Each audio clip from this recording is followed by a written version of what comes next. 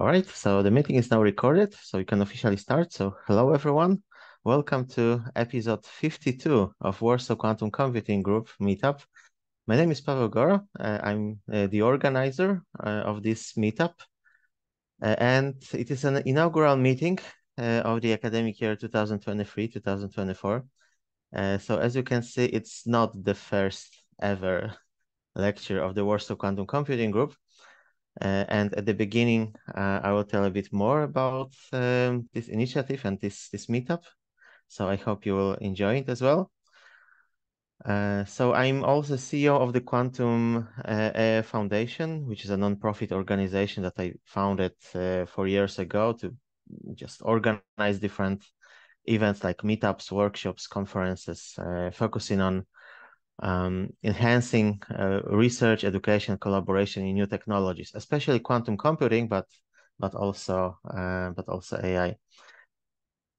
All right, and today I will tell you a bit about quantum computing. So as I said just before we started recording, it will be introductory level. So it's rather for the beginners, but at the end I will also tell a bit more about the ecosystem of quantum technologies in Poland, but it will be also rather just an introduction. But I expect that the whole lecture may take more than 1 hour, so I prepared more than 90 slides actually. So it may also depend on how many questions there will be from the participants. We can make this event interactive so that if you have any questions, you can post your questions on our chat. There will be several sections, and after each section, I will try to answer some questions that we have, and there will be also a Q&A session at the end. Before I start with the merit side, I would like to thank our strategic partners for supporting us, Snarto, Cogit, and Sonovero R&D. So these are all companies from Poland. They are our strategic partners, and they help us organizing this event. And there are also many honorary partners who also help us in organizing this event by announcing it and just spreading information about our events in social media and in their communities. Okay, so this is the agenda for today. So first, I will tell a few words about the Quantum AI Foundation and Warsaw Quantum Computing Group meetup, because as I said, this is just the introductory, this is just the inaugural meeting in the academic year 2023-2024. Then I will go to the introduction of quantum computing. Later, I will tell about potential, expected, anticipated applications of quantum computers. Then I will tell about the state of quantum computing domain, about the current progress, the obstacles on the road toward quantum advantage or quantum supremacy.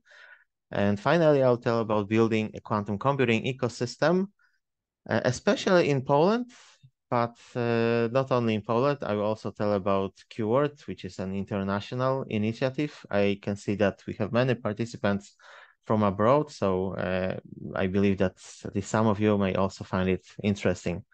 And then there will be also a Q&A session at the end, but as I said, I will try to answer your questions that are posted on the chat after each of these 5 sections. So let's start. So now just a few words about the organization that is behind the Warsaw Quantum Computing Group meetup. It's called Quantum AI Foundation. It's a non-profit organization that I founded 4 years ago to support collaboration in science and new technologies, especially AI and quantum computing. So Warsaw Quantum Computing Group meetups is just one initiative of this foundation, but there are also some other events that we organize, and I will tell about it later at the end of this lecture. All right, and a few words about Warsaw Quantum Computing Group, because as you can see, this is just a series of events. So this is episode number 52. So it's a meetup for quantum computing enthusiasts in Warsaw, and the goal is to facilitate education and research collaboration of people interested in quantum computing, building quantum computing awareness and community of quantum computing specialists, especially here in Warsaw. But as you can see, this meetup is rather a webinar now. So we are also open to participants from other countries, and also we are open for collaboration with people from other countries as well. Each meeting consists of a lecture, and some of the lectures are followed by an after party. So it's only in the case of on-site stationary meetups when quantum computing enthusiasts can interact and exchange their ideas. So initially, these meetings were organized in several locations in Warsaw, but from the beginning of the pandemic in Poland, the meetings are mostly online only, but we are planning to have 2 free on-site meetings per year. So this year in 2023, we have had 1 on-site meeting in March. We are planning to organize 1 more in December, but we'll see. If not, then there will be 2 or 3 meetings next year. We record our lectures, so this meetup is also recorded and then make them available on our YouTube channel. So you can also later watch this event or the recordings from the previous meetups as well.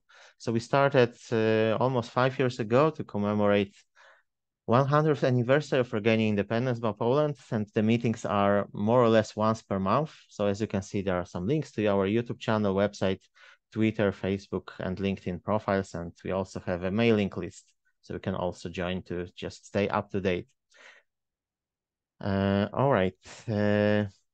Yes, so now going to the introduction to quantum computing, let's see if there are some questions regarding just the meetup or the foundation. No, so we can go to the introduction to quantum computing. So probably the most interesting part for most of you. Okay, so what the quantum computing actually is? So the simple answer is that these are computations according to the laws of quantum mechanics. The real or more advanced answer is, of course, more complex. And I will at least try to briefly introduce some most important concepts of quantum computing. But currently there are, as you probably know, there are even academic courses on quantum computing and also quantum mechanics. So in both quantum computing and quantum mechanics, we have the word quantum. So what does the word quantum actually mean? So in physics, a quantum is the minimum amount of any physical entity or property involved in an interaction. And the fundamental notion that a physical property can be quantized is referred to as the hypothesis of quantization. And this means that the magnitude of the physical property can take on only discrete values consisting of integer multiples of 1 quantum.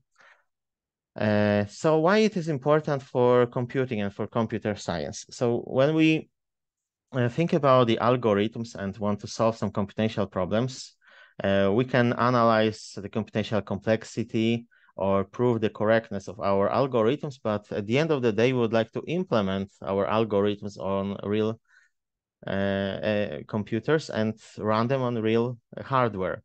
And computation, so running our implementation of the algorithm is a physical process because it is performed on a physical machine. So it's governed by the rule of the physical world, which is also quantum. So we know it for at least more than 100 years, actually, at least from the Max Planck's postulate, which basically says that the electromagnetic energy could be emitted only in quantized form.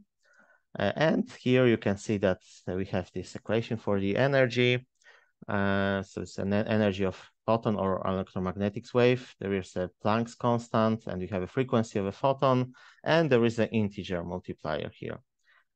Right. So, and of course, there are many consequences of the fact that we run our computations in a physical world. So one of the interesting consequences is also quite famous Landauer principle, which says that there is a minimum possible amount of energy required to any logically irreversible manipulation of information, like erasing 1 bit of information.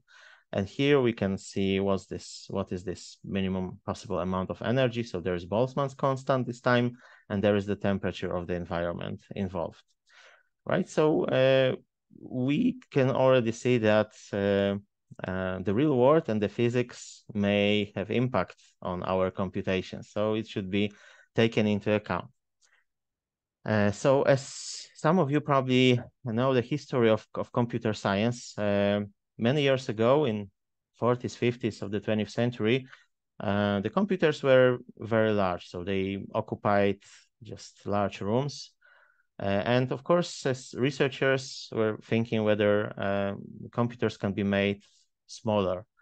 And Richard Feynman, the famous physicist, said that there's nothing that they can see in the physical laws that says the computer elements cannot be made enormously smaller than they are now. In fact, there may be certain advantages.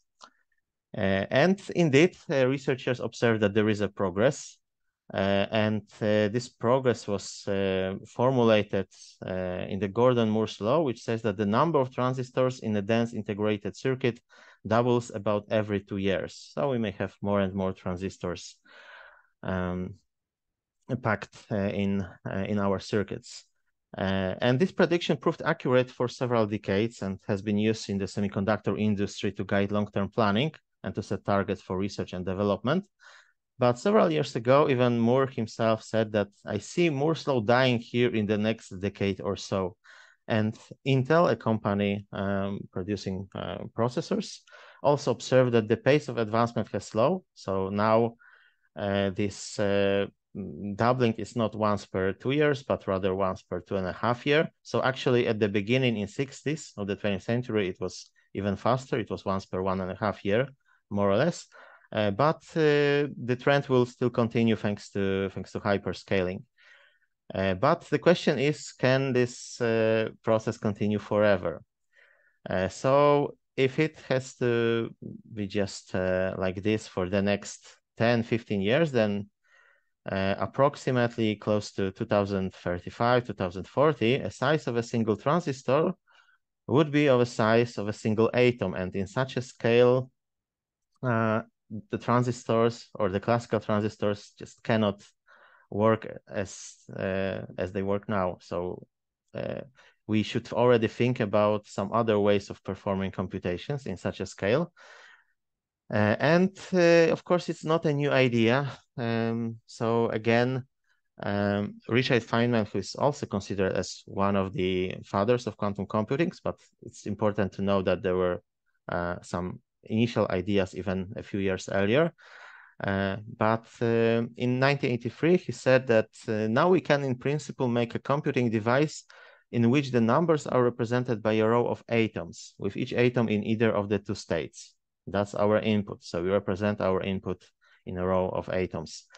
The Hamiltonian starts Hamiltonianizing the wave function. The ones move around, the zeros move around, and finally, along a particular bunch of atoms, ones and zeros occur that represent the answer. Nothing could be made smaller, nothing could be more elegant, no losses, no uncertainties, no averaging. But can we do it? So that's the question. And since today we have a lecture about the introduction to quantum computing, I believe that you already know that indeed we can already build some quantum processing units.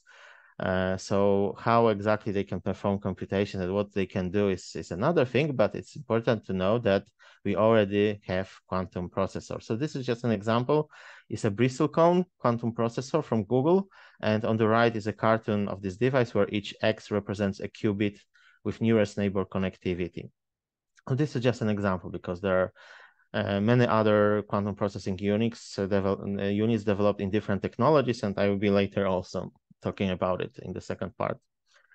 But now coming back to the quantum computer. So what's the difference between classical computers and quantum computers? So in case of classical computers, we have bits and classical gates. So as you probably know, in case of bits, so bits can store just binary values like 0 or 1, true or false, right? And you all probably also have heard about classical gates like AND or NOT and so on, right? So they just take some bits as the input and produce some outputs, which can also be inputs to some next classical gates.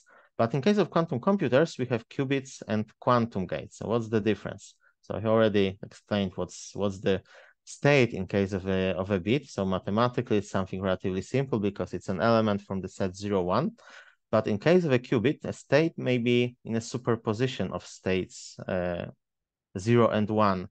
And what this superposition is something more complicated, let's say. So formally, mathematically, it could be a unitary vector of the two-dimensional Hilbert space over complex numbers.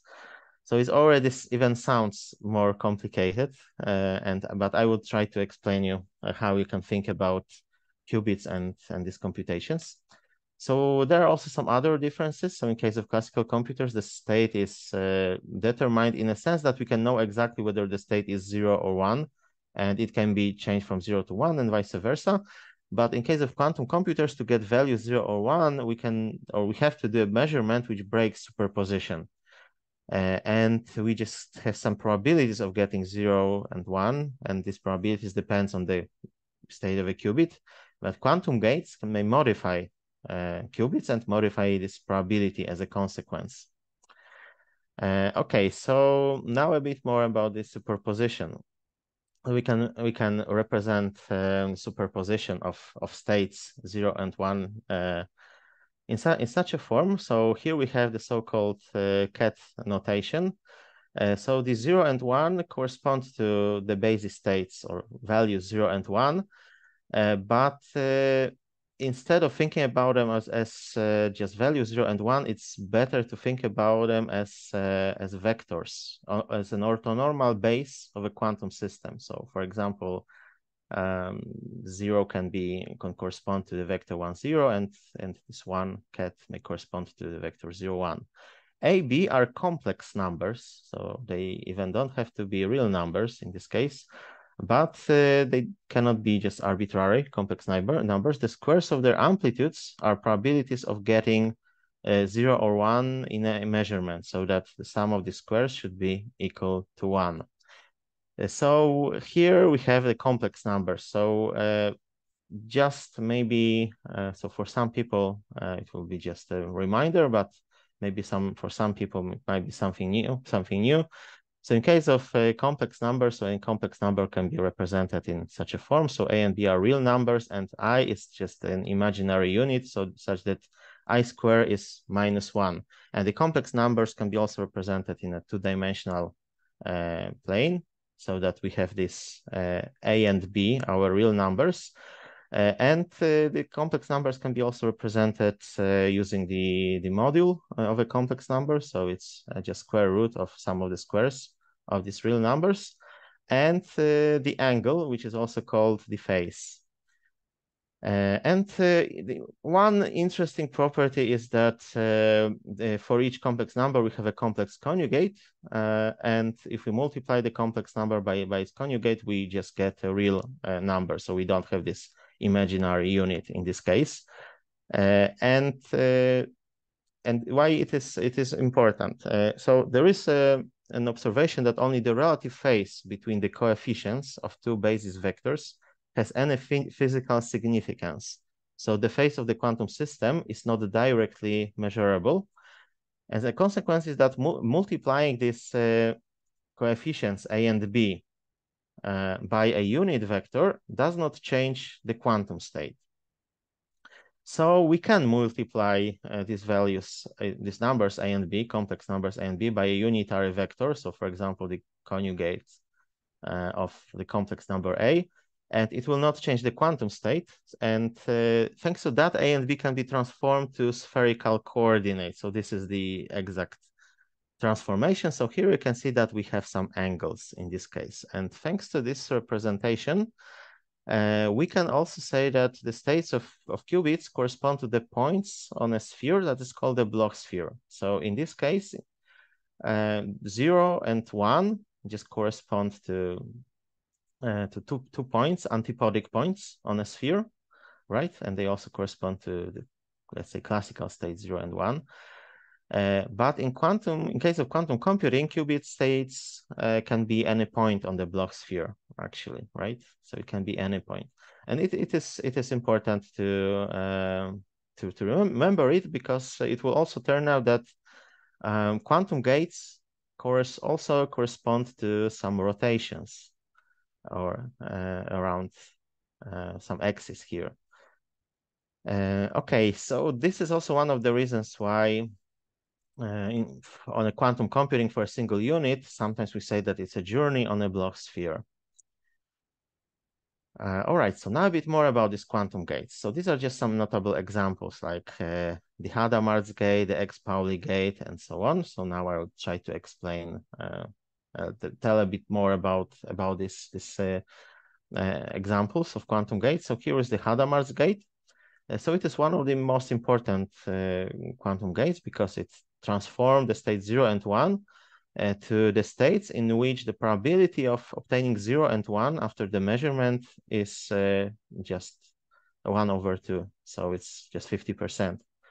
And this Hadamard's gate represents a rotation of pi, so 180 degrees, about the axis x plus z here in case of this block sphere, right? So around this axis, basically. And alternatively, it's also the same as rotation by p/2 around the y-axis and then p around the z-axis. And here we also have something that is called the Hadamard matrix. So this is a matrix corresponding to this operation. So as you remember, I said that we can think about these 0 and 1 basis states as vectors. So in this case, as vectors in two-dimensional space. So it turns out that these operations are just linear operations. So we have linear transformations. So for them, we also have some specific matrices. And in this case, this is the Hadamard matrix. So in order to just figure out what would be the quantum state after applying the Hadamard's gate, we should just multiply a vector corresponding to our quantum state by the Hadamard matrix, and then we'll know what's the new state. Another example, X-Pauli gate. So as you can see, it's a quantum equivalent of the NOT gate because the quantum state 0 is transformed to the state 1 and vice versa. And it also represents a rotation of pi about the axis x. So that's why it's also called X-Pauli gate. And here is just the Pauli X matrix. So similarly, we also have these Y and Z Pauli gates, and they also correspond to just rotations around Y and Z axis in case of the block sphere. The rotations may be also parametrized. So instead of just rotating by, for example, 180 degrees, we may just rotate our quantum state by just another angle. And here is just a matrix representation of such an operation. Okay, so these were just the quantum gates operating on a single qubit, but we may also have quantum gates operating on more qubits. So the notable example is the CNOT gate.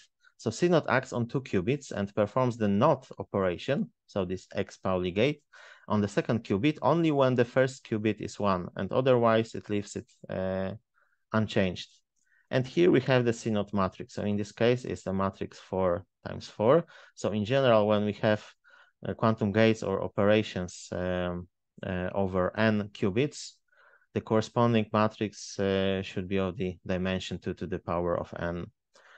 So in this case, just the 2 qubit 0, 0, or this notation corresponds to the vector. Sorry, it should be 1 here. It's an error.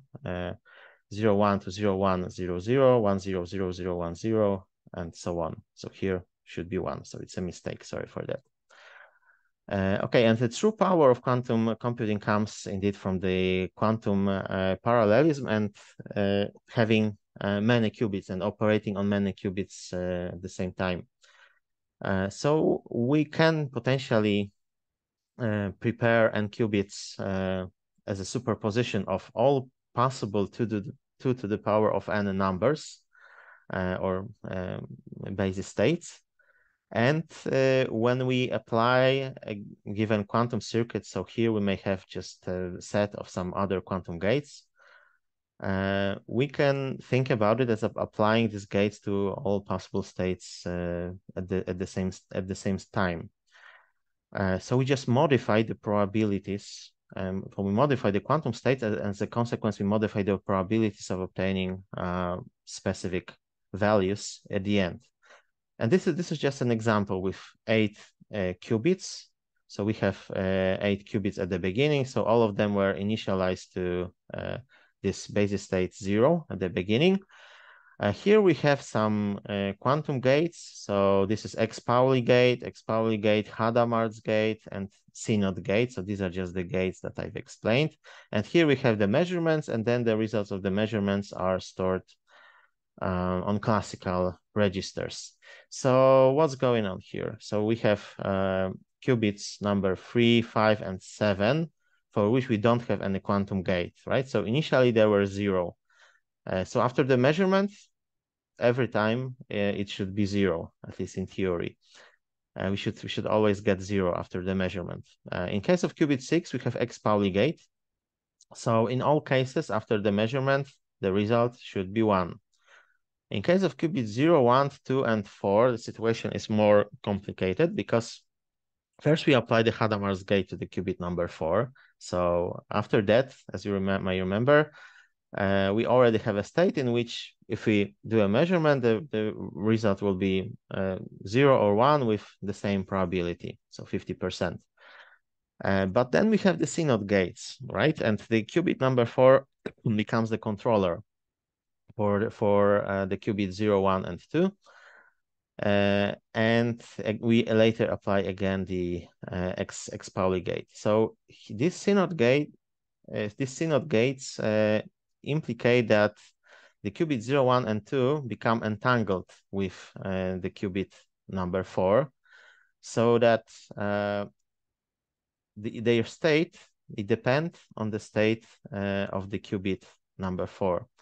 And as a consequence, if we get 0 for the qubit number 4 after the measurement, and we get it with probability 50%, then we can be sure that the state or that the results of the measurements in case of qubit 0, 1, and 2 will be 1, and vice versa. If we get the value 1 after the measurement for qubit 4, then after the measurement we'll get the value 0 for qubit 0, 1, and 2.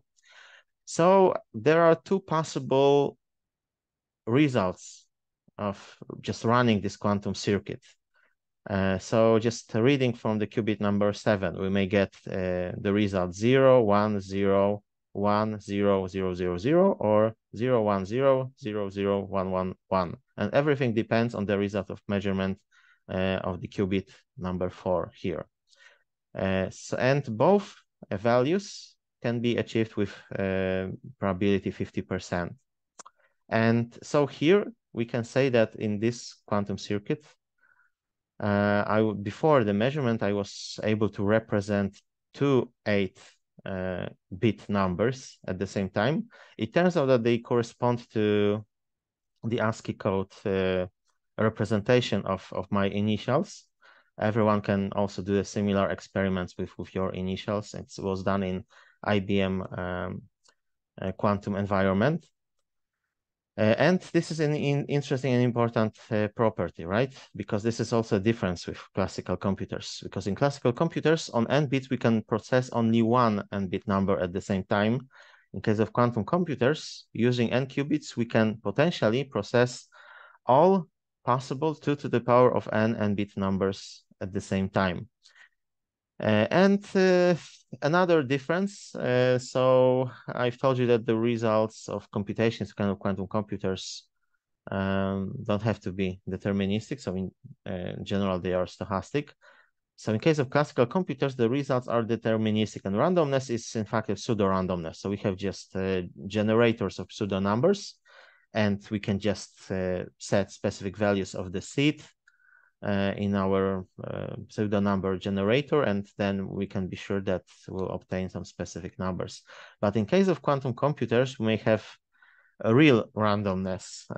So what exactly is the real randomness? It's also a philosophical question, because there are also different interpretations of quantum mechanics, but this is just the randomness that we can also observe in the real world, let's say. And thanks to that, we can also easily sample from probability distributions that might be difficult for classical computers. So there's, for example, there's something that is called a Boltzmann distribution. It is quite natural for quantum computers, but not that easy for classical computers. All right, and now I'll tell about some potential application of quantum computers, but do we have some questions maybe? Let me check our chat. You can also raise your hand if you have some questions.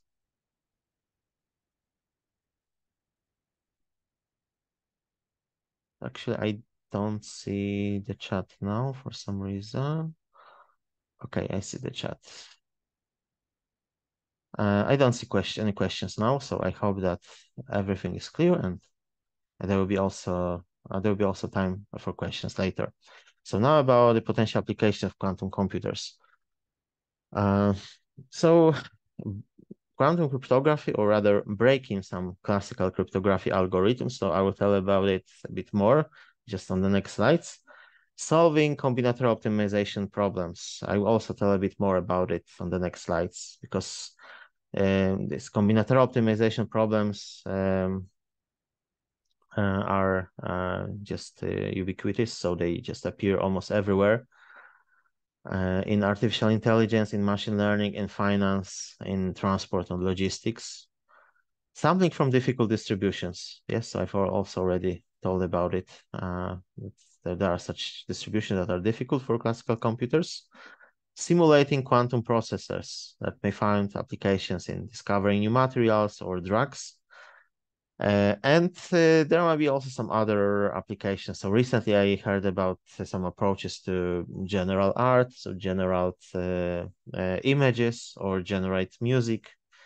And it's also important to know that besides just quantum computing, there are also some potential applications of other other potential applications of quantum technologies in general. So not only just computing, but just quantum mechanics, like quantum communication, quantum key distribution, quantum sensing, quantum metrology, quantum random number generation. So these are just some potential applications of the quantum technologies. But I will focus on quantum computing because this meetup is also dedicated to quantum computing. But I will come back to quantum technologies at the end when I will be talking about the ecosystem of quantum technologies.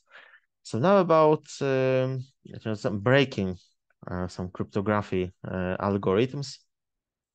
So some of the existing and popular algorithms like RSA are based on the assumption that the factorization problem is difficult, especially for classical computers. So the factorization problem is just the problem of finding the prime divisors of a given number. So the multiplication of two n-digit numbers is relatively easy, so it can be done in polynomial time. But factorization of an n-digit number is considered to be difficult.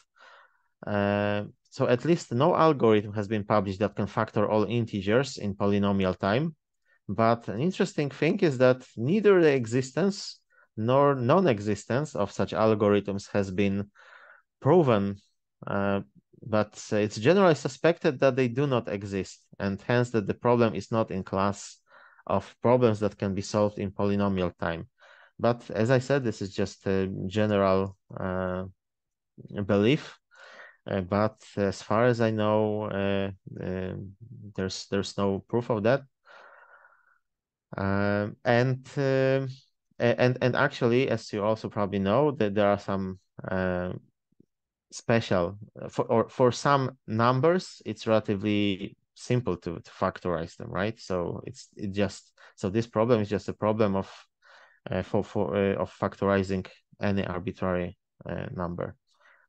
So this is the time complexity of the best published asymptotic time algorithm. I think it's probably still up to date. It's general number field CIF, or at least I'm not aware of any faster algorithm. And it turns out that in case of quantum computers, this problem can be solved in polynomial time using the algorithm that is called the Shor's algorithm. So here you can see the complexity. of this algorithm. So in fact, this is a hybrid algorithm. So there is a classical part, but there is also a quantum subroutine responsible for finding a period of a long sequence using the inverse quantum Fourier transform. So it happens here in this case, in the case of this quantum circuit. All right, another application, solving combinatorial optimization problems. So in combinatorial optimization problems, we search for the best of many possible combinations. And these problems include scheduling challenges and answering questions like, should I ship this package on this truck or the next one? Or what is the most efficient route a traveling size person should take to visit different cities? And physics can help solve these sorts of problems because we can frame them as energy minimization problems. And the fundamental rule of physics is that everything tends to seek a minimum energy state. So for example, objects slide down hills, hot things cool down over time. And this behavior is also true in the world of quantum physics. And there is an approach that is called quantum annealing that uses quantum physics to find the low energy states of a problem and therefore the optimal or near optimal combination of elements. So now I will tell a bit more about this quantum annealing approach because it is a bit different than this approach based on quantum gates that I've already described. And here also one remark. So many scientists just don't believe that quantum annealing will give us any advantage. But there are also some companies that claim that they've already got some quantum advantage thanks to using quantum annealing. So I decided to just tell you how exactly this quantum annealing works, or how it works from the algorithmic perspective or problem-solving perspective, and not that much from how it works from the physics perspective. So let's see and let's try. So it's good first to explain the adiabatic quantum computations. So in physics, an adiabatic process is a process that does not involve the transfer of heat or matter into or out of a thermodynamic system.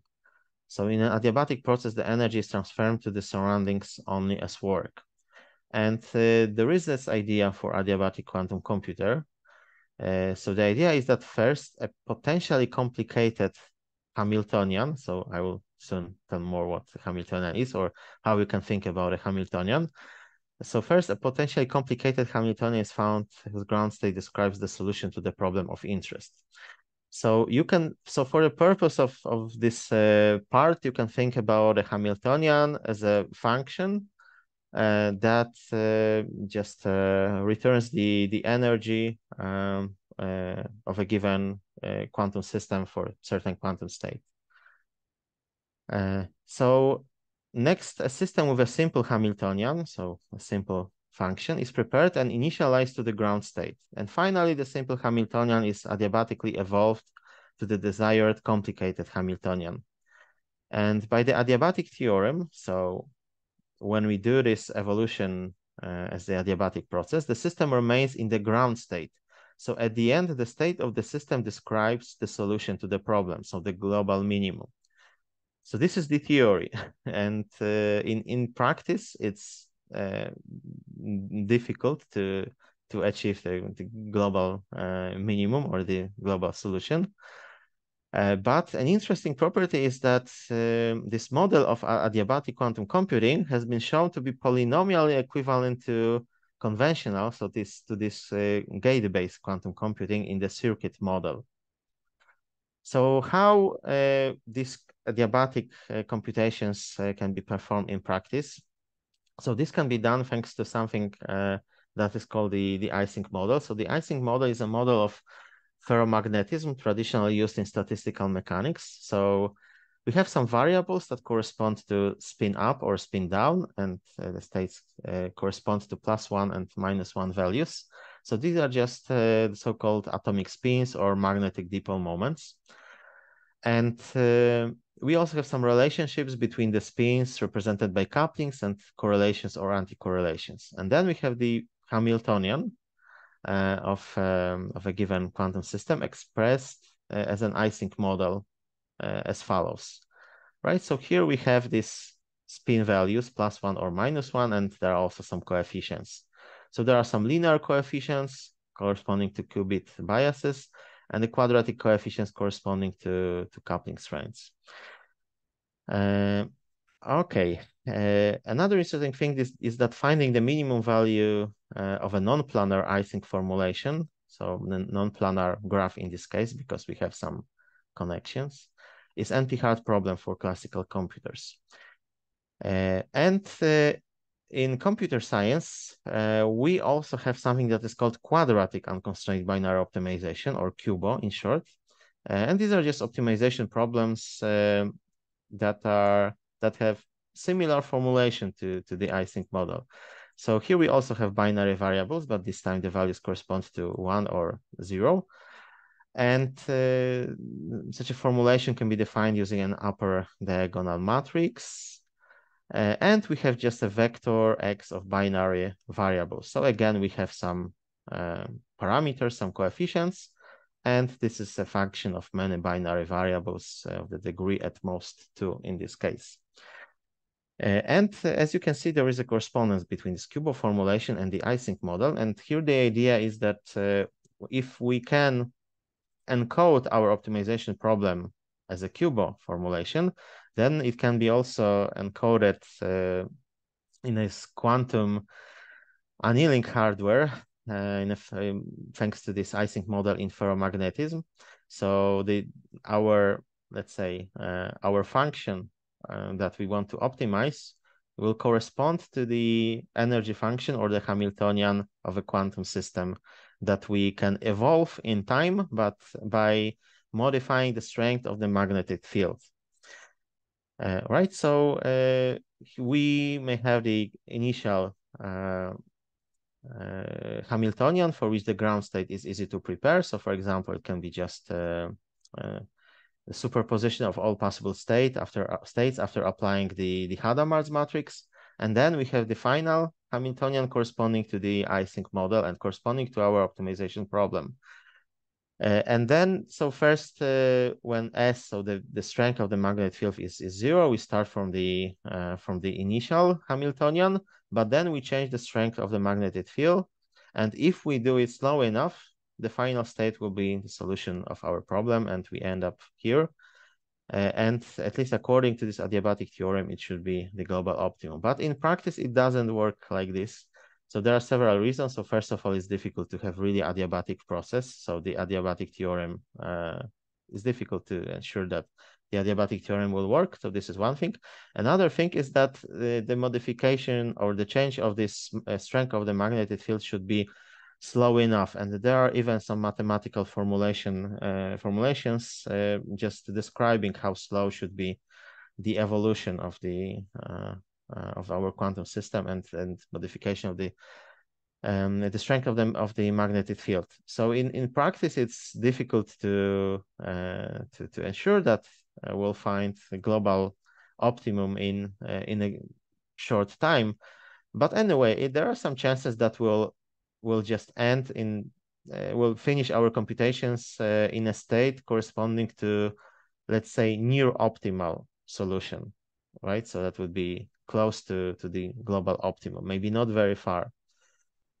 Yeah, so that's the hope, and that's the idea. And this is also another one of the properties of quantum mechanics that also ensures that this quantum annealing may work. It's called quantum tunneling. And thanks to this quantum tunneling, it's also possible to just jump to the states with a lower value of the Hamiltonian.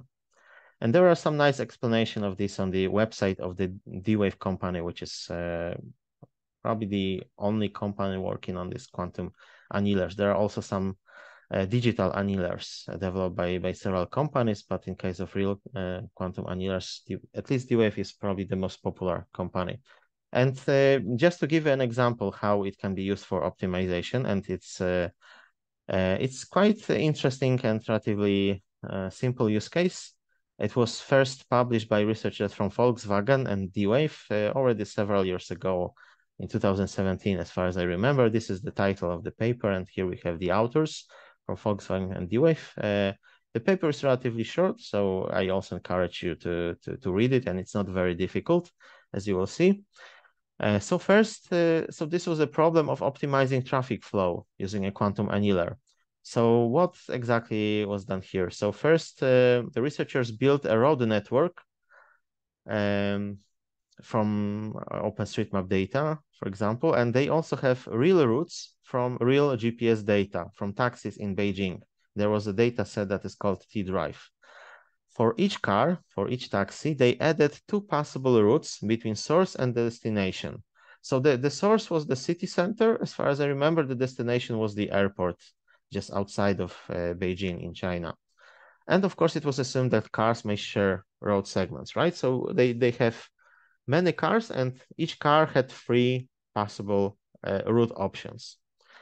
And it was also assumed that travel time is proportional to the function, or to be precise, to the square of a number of cars on this route, which is a simplification, but it's also quite realistic, I would say. So if we have n cars, then of course the aggregated time is also n times the, let's say, the time of a single car, and also the time of traveling for a single car. In some regimes, just increases linearly as the function of the number of cars. So it is an approximation, it is a simplification, but it's not that far from reality. But thanks to this simplification, we can solve this problem using quantum annealing in an elegant way, as you will see. And the goal is to minimize the total travel time. So now we introduce some binary variables, Q, I, J, that we can say that they are equal to 1 if car I takes route J, right? So for each car, we have 3 possible routes. And so, and we want each car to select exactly 1 route, right? So this is an important condition. We should ensure for each car that the sum of these binary variables, xi, 1, 2, and 3 is equal to 1. And now we also introduce a set of those binary variables that are associated with routes that share the street segment S. So S is the street segment. And now the total cost of traveling through this road segment for all cars that just go through this road segment is just a square of the number of cars that just pass this road segment. So this is based on the third assumption here, right? That the travel time is proportional to the square of a number of cars. And then we have the objective function. So normally the objective function would be just the sum of the costs of travel for all segments of our road network. And that's something that we want to minimize. But then you will easily see that the solution of this problem is just setting all the values of all binary variables to 0. But then there is just no traffic, right? We don't have any routes. And the problem is that this condition is not satisfied. So we want to minimize this function, but at the same time to ensure that this condition is satisfied for all vehicles. And how to do it? So we can just ensure that this condition is satisfied by setting a large enough value of the parameter lambda here, so that if this part is not equal to 0, so it's greater than 0 for at least 1 car, then this value will be very, very large, and it would mean that the whole function, the whole objective function, cannot be or shouldn't be considered as the optimal solution for our problem. And this is a standard trick in case of quantum annealing, right? So we have just a fitness function or just objective function that we want to minimize, and we also have to add some representations of conditions that should be satisfied. But these representations of the conditions that have to be satisfied should be also in terms of cubo, right? So there should be also in quadratic form. And of course, there might be some trade-offs here, because if we set the value of lambda here too high, then we'll be sure that all the conditions are satisfied, but it might be difficult for the solver to find a good solution. On the other hand, if this value is not large enough, this component dominates, so it's likely that we'll find quite good solution, but we cannot be sure that all the conditions are satisfied, right? So it's also important to set the value of these parameters correctly, and there are also many research papers on how to do it. Okay, and then just the researchers from IBM and from D-Wave and Volkswagen encoded this problem into their D-Wave machine. So it was exactly D-Wave 2X QPU with more than 1,000 qubits, as far as I remember. They performed computations on this realistic data set of taxis from Beijing. There were 418 cars, so 3 times more logical variables, because we have 3 binary variables for each car, and you can see that the size of the space of all possible solutions is already astronomical. So we cannot just evaluate all possible settings. And the result was a relatively small number of streets that were heavily occupied. So the solution is represented here on the right picture. On the left side, we have the real world traffic in Beijing. So it's not the result of computations using classical algorithms, but this is just from real traffic data. And the time of computations was 22 seconds, which is quite good, I believe. But one of the weaknesses of this paper was that there was just no comparison with classical algorithms. And I'm pretty sure that some classical heuristics or meta-heuristics like genetic algorithms or some simulated annealing will be also able to find relatively good solutions to this problem. But this is just an example demonstrating that it was already possible, even a few years ago, to compute something useful on a quantum computer. Whether it can be done better, faster on a classical computer is another thing, but we can already perform some computations on quantum computers as well.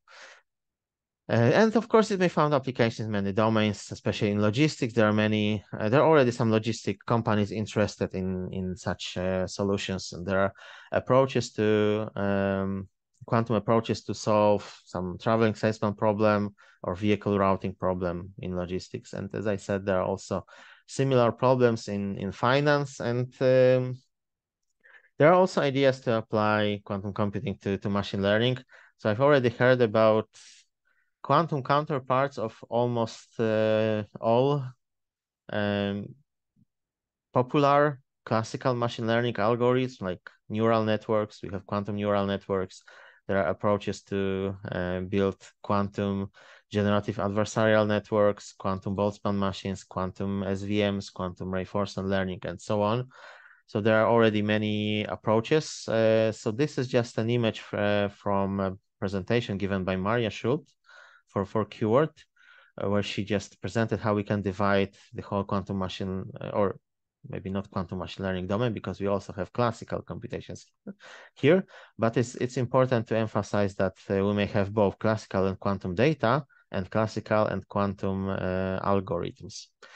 And there are also approaches to apply classical algorithms to some quantum data, like reinforcement learning to just for better control of qubits.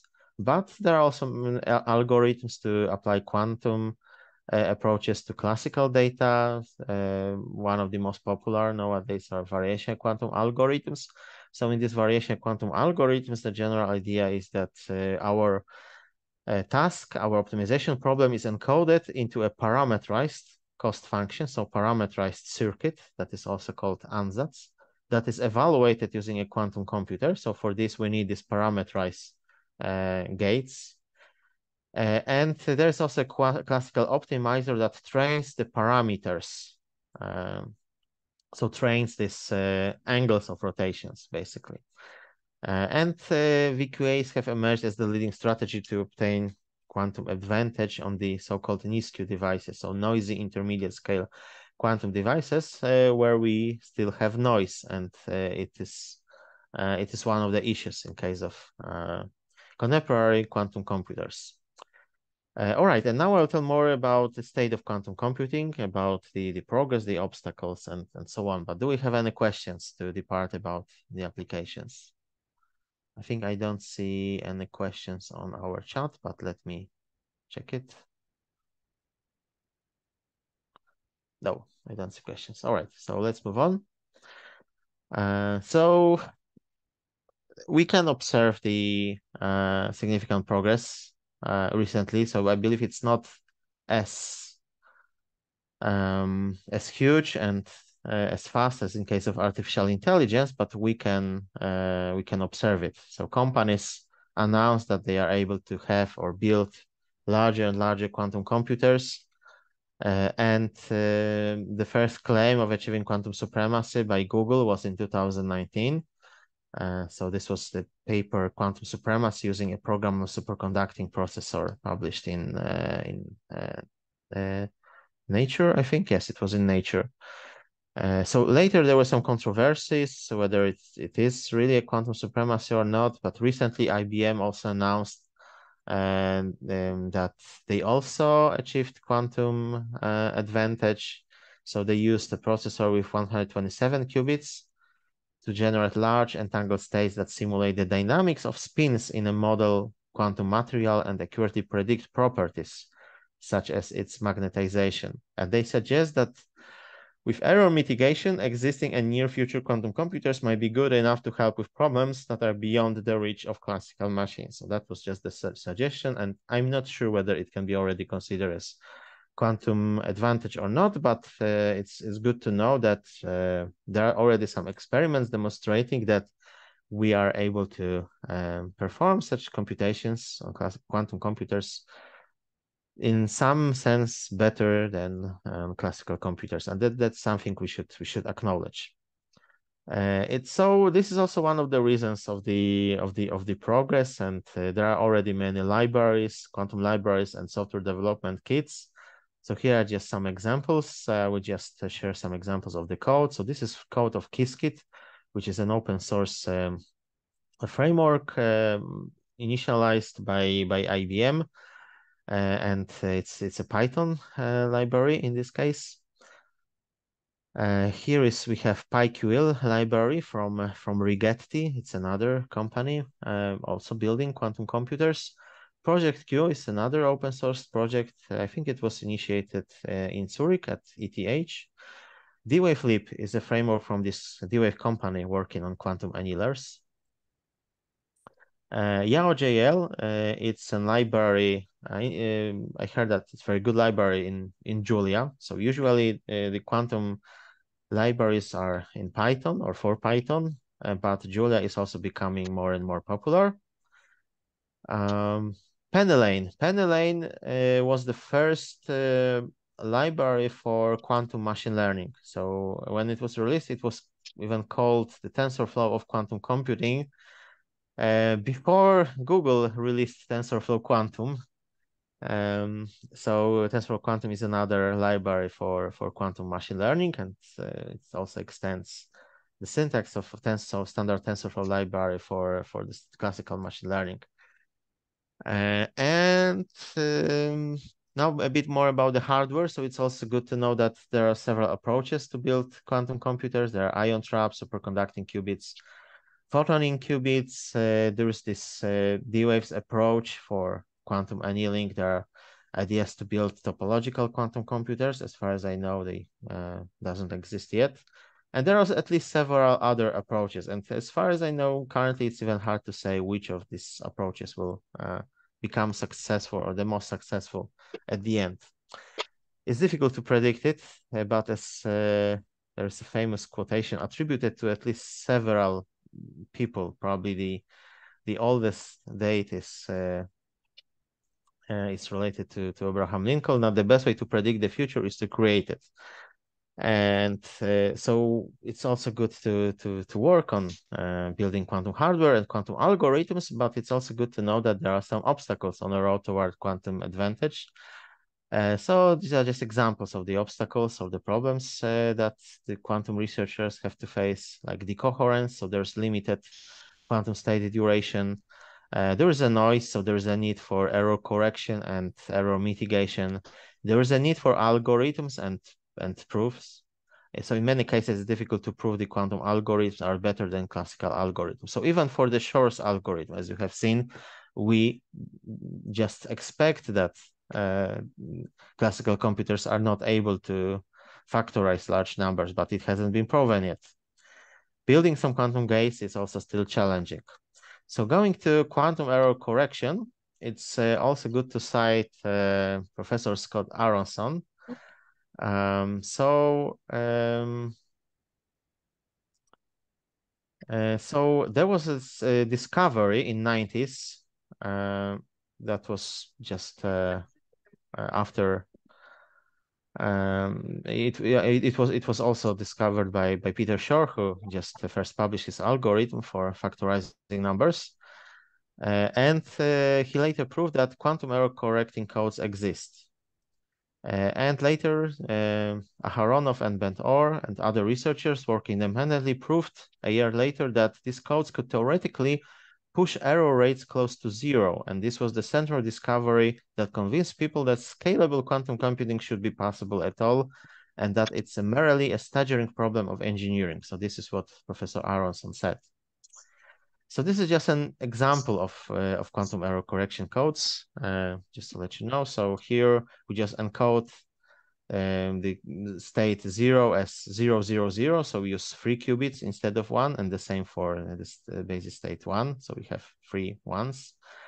And we then assume that at most one of these qubits suffers a bit flip, right? So, and then if, for example, the result was of our computations was 0, 1, 0, and we know that at most one qubit was flipped, then we know that the error was on the second qubit, and the true value should be just 0. So this is just an example. We have 4 orthogonal subspaces, and errors can be detected and corrected without affecting the coherence. And of course, there are much more sophisticated quantum error correction codes already. And now regarding the obstacle that it's difficult to prove that quantum algorithms are better than classical, it's a very interesting example. So there was a problem of recommending system for which there was known the polynomial time classical algorithms, and it was suspected for some time that this can be an example, just a provable example of quantum advantage. And Professor Aronson gave the task to just prove this advantage to his gifted student, Ewing Tang. But instead of proving the quantum advantage in this case, she just discovered a polynomial time algorithm for this recommendation problem. And this result eliminated one of the best examples of quantum speedup.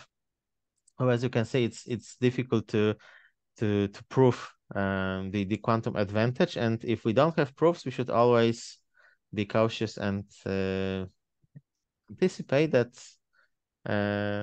maybe something is wrong with our understanding. Okay, so I also said about the noise and quantum error correction, but it's also good to know that there are some frameworks like CirQ for just creating, editing, and invoking noising intermediate scale quantum circuits. So there are also some approaches as these variation quantum algorithms for just running computations, even when we assume that we have a noise. Because in this case of quantum circuit, we just perform computations many times and just average the results anyway. So the noise is not as bad in this case, because the results are deterministic anyway, and we have to average them. So the error may be also averaged in some cases. Okay, so that was about the state of quantum computing. Do we have any questions regarding this part? Let me check our chat.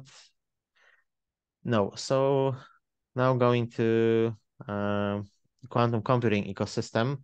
So I will start from QWORD, which is not a quantum computing ecosystem in Poland, but Poland is also involved in this initiative. So in fact, Poland was one of the 5 founding members of QWORD. So QWORD is a currently international initiative. So formally, it's also registered as QWORD Association in Estonia. And it's a global network of individuals, groups, and communities collaborating on education, implementation of quantum technologies, and research activities. And the goal is just to democratize quantum technologies and make sure that all individuals have equal access to at least quantum knowledge. If not quantum technologies, then at least quantum knowledge. And our aim is to have an open access and public global ecosystem for quantum technologies and quantum software by 2025. So that interested hardworking groups, individuals can be easily part of this ecosystem. And how we do it? So we organize workshops on quantum computing and programming. We also develop our educational materials together. So we collaborate globally, internationally, and later organize workshops in our local communities. So the bronze is just the introductory level workshop. As here in Poland, we've organized already 7 Q-bronze workshops, 6 or 7 as far as I remember, because there were also 2 intermediate level workshops as well. So in QWORD, we have a department, or maybe not department, we have a sub-project that is called Q Kitchen, in which we work together on developing these educational materials. And all these materials are later open source, available under Apache license. And besides the workshops, of course, our goal is to have like something like quantum courses, and we already launched several open online courses on quantum computing. For the universities, there might be quantum semesters, or later maybe even quantum studies. So for all such initiatives, the training materials might be already prepared. We also have some Q-mentor training programs where we train our mentors and instructors who may just organize and lead similar workshops. We are also engaged in research. We organize an initiative that is called Q-Intern. So in this Q-Intern project, senior researchers from all over the world can apply and propose their idea for some research projects. And then the students from all over the world can also apply. And if they are selected, they can collaborate online, fully remotely with the senior researchers and be guided, be mentored by them. They usually work together during the summer in July and August for several weeks. But of course, if the collaboration is successful, they can later collaborate further. And in several cases, the students can also apply for master or PhD studies and be formally supervised by the researchers with whom they already collaborate. We also have some study groups which just have some meetings and to read and discuss some newest research papers. And we also have a Q Cousins program, which is a very interesting program in which we have the local operational groups. So in Poland, we also have such a group that is called Q Poland. So actually, currently, we have even more than 22 Q Cousins. As far as I remember, we have already 28 Q Cousins. So these are just the local groups all over the world in different countries that just collaborate together, work together on developing educational materials, and then organizing different initiatives like workshops of meetups. So here in Poland, we also have Q Poland. So I'm also one of the coordinators of this project. We have social media, we have a mailing list, we issue a monthly newsletter, so you can also subscribe, and you can also join us. There is an application form on our website. So here at the bottom, there's a link to our website or subpage on the QWORD's website. You can read about the previous workshops that we've organized. So we've handed out more than 350 certificates already. We also organize jointly meetups with quantum computing groups from Washington and Toronto. We organize hackathons like Quantum Games Hackathon, contests on popularizing quantum computing. We organize conferences. So this year, there will be a 3rd edition of the conference on quantum machine learning. We've also launched the 3rd edition of the contest on popularizing quantum computing. And just a bit more than 1 week ago, we also finished our 3rd edition of the Quantum Games Hackathon. So the hackathon aiming to develop computer games utilizing quantum technologies. More about the quantum computing ecosystem in Poland. So it's good to acknowledge that the Polish science has already played an important role in the development of quantum computing, and there are at least a dozen groups carrying out research in the field of quantum technologies. There are at least a few Polish startups and companies that carry out research or create products in the field of quantum technologies. There are at least a few foreign companies that have branches in Poland that deal to some extent with research in the field of quantum technologies. There are at least 2 non-government organizations, so the Quantum AI Foundation that I founded is one of them, supporting research, education, and collaboration in quantum technologies. The other one is called Candela, and they rather focus on optics and photonics, but since there are also these photonic approaches to build quantum computers, they're also interested in quantum technologies as well, and they also support our ecosystem. There are several venture capitals funding startups working on quantum technology, so I know at least 2 of them. There are several meetups and seminars addressed to enthusiasts of quantum technology. So this Warsaw Quantum Computing Group meetup is just one of them, but we have also similar meetup in Krakow. It's called Krakow Quantum Information Seminar. There are also seminars in the Polish Academy of Sciences, in the Center of Theoretical Physics. And there are also some other groups at the University of Warsaw, for example. There are several social media groups, profiles dealing with quantum technologies. So in general, there is a huge human potential and good quality of education in the field of computer science, mathematics, and physics. So there's still a huge potential here. And beside Q Poland, there are also some other efforts to integrate the quantum community in Poland. And one of them is Cluster Q, and in Polish it's Cluster Kwantowy, where also several institutes, research institutes and companies work in the quantum domain here in Poland just work together and aiming to enhance the development of quantum technologies here in Poland. If you would like to learn more about it, about this quantum computing ecosystem in Poland, and just also learn about the examples of some research groups or startups or companies, there is a report that's called Czas na cyfrową gospodarkę, or Time for the Digital Economy, with the whole section about quantum technologies, and it was prepared by the Quantum AI Foundation in collaboration with more than 10 people from different universities or companies here in Poland.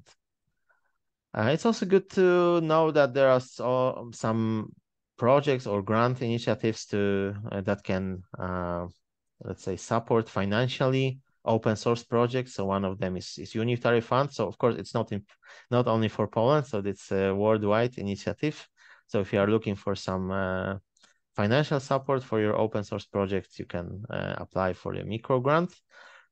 And if you want to learn more about the quantum computers, quantum technologies, and all the stuff, and stay up to date with the news, I can recommend several resources. I've told you about the Keyword, so I also encourage you to visit the Keyword website. You can also join the Discord server of Keyword. There are already several hundred people there, and they also interact and share some information. There is a course about quantum machine learning. There are some videos on YouTube. There are some Facebook groups where you can join, and there are really thousands or even more than 10, some groups even more than 10,000 people who also share some news about quantum computing.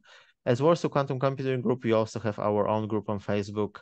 You can subscribe to Quantum Computing Report, which is a weekly newsletter.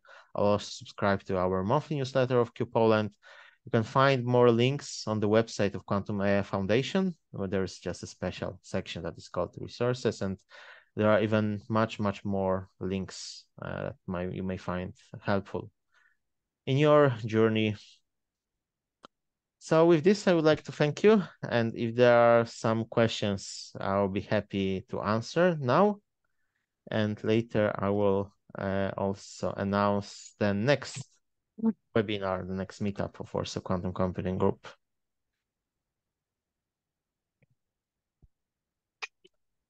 I don't see questions now, so I would like to invite you to the next Warsaw Quantum Computing Group meetup. It will be episode 53 already. On November 16th, Professor Magdalena Stobinska from University of Warsaw will give a talk about device-independent quantum key distribution. So it will not be exactly about quantum computing, but related to quantum technologies, of course. Yeah, I expect it will be a very interesting lecture as well. All right. So I hope I will see you then. I would also like to thank once again our strategic partners for supporting us and our honorary partners. And once again, I invite you to join our groups, mailing lists, follow our fan pages, channels, Twitter, LinkedIn profiles to stay up to date. And that's all for today. So I hope you enjoyed, and I hope to see you next time in November. I will now stop sharing my slides and I will stop recording.